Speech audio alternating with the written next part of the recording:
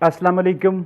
आपके पास चिकन्स कम तादाद में हों या हज़ारों लाखों की तादाद में हों, दिन के मुख्तलिफ औकात में अगर आपको उनका बिहेवियर इस तरह से नज़र आता है जैसे आप वीडियो में देख रहे हैं, तो उनकी जिस्मानी सेहत बेहतरीन हालत में है।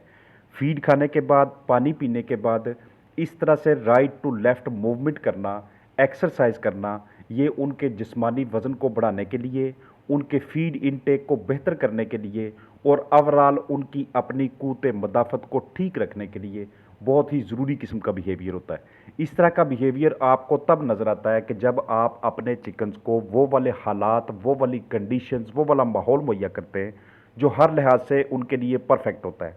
जिसमें आगे चल के आपको मैं बताऊंगा कि आगाज़ में आप इसके नीचे कोई भी बरादा बिछाते हैं, कोई भी बिछाली बिछाते हैं, आस्ता आस्ता आगे चल के उसकी शेप क्या होनी चाहिए, उसकी कंडीशन किस तरह की होनी चाहिए कि आपके चिकन्स के रहने के लिए वो जगह बेहतरीन किस्म की होती जाए। जब भी आप इस तरह की मूवमेंट्स देखते हैं तो ये इस बात की इंडिकेशन होती है कि आपने वहाँ पे जो हवा का बहाव रखा हुआ है, वहाँ पे जो टेम्परेचर और ह्यूमिडिटी है, इस माहौल में ये चिकन्स अपने आप को बहुत ज़्यादा हैप्पी फील कर रहे हैं।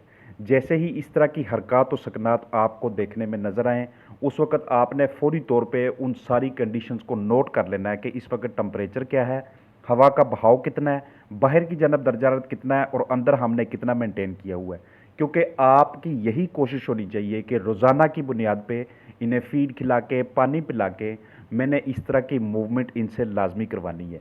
ये वाली मूवमेंट ना सिर्फ आपके चिकन्स की बेहतरीन नशोनुमा के लिए, बल्कि उनके पट्ठू की अच्छी बनावट के लिए और उनको आगे चल के बेहतरीन किस्म की लेयर में कन्वर्ट करने के लिए बहुत ज़रूरी चीज़ होती है।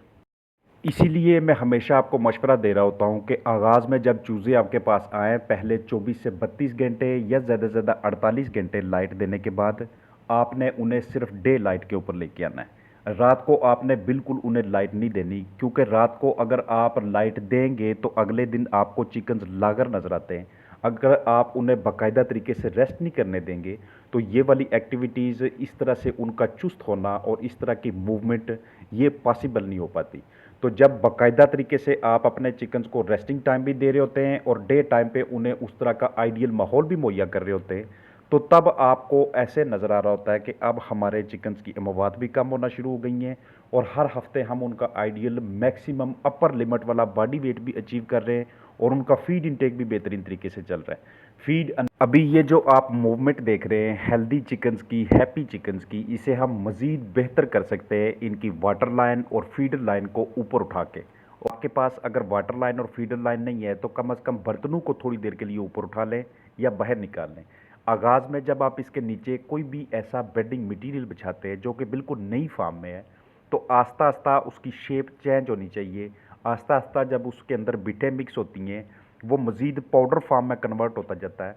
तो यही जगह, यही लिटर मटेरियल आपके चिकन्स के रहने के लिए, वहाँ पे रात गुजारने के लिए, सोने के लिए, उसमें लिटर बाथिंग करने के लिए, भागने दौड़ने के लिए बहुत ही बेहतरीन और मौजू किस्म की बन जाती है।